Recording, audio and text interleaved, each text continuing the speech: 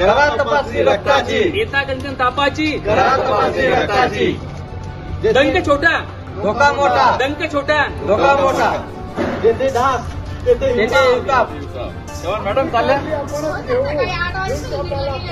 पळून जाऊ. स्वच्छता पाळा, हिवताप टाळा. स्वच्छता पाळा.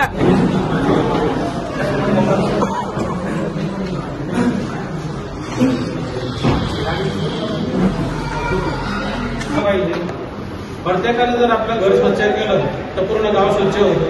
म्हणजे त्यासाठी आपण काय करायला पाहिजे, आपल्या घरातले कूलर, आपल्या घरातले कूलर असतं, आपण बरेच आपल्या कूलरमध्ये पाणी साचलेलं असतं, ते फेकत नाही आणि त्यामुळे तिथं डासाची उत्पत्ती तयार होते, डास तयार होते आणि तेच आपल्याला चावतं.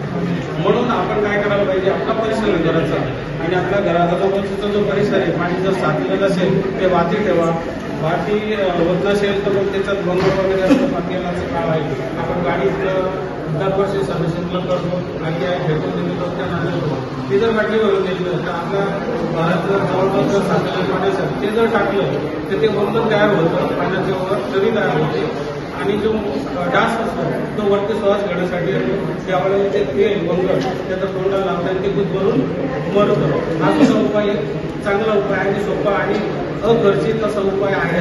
म्हणून सर्वांनी जर अशी काळजी घेतली तर डासाची उत्पत्तीच तयार होणार नाही.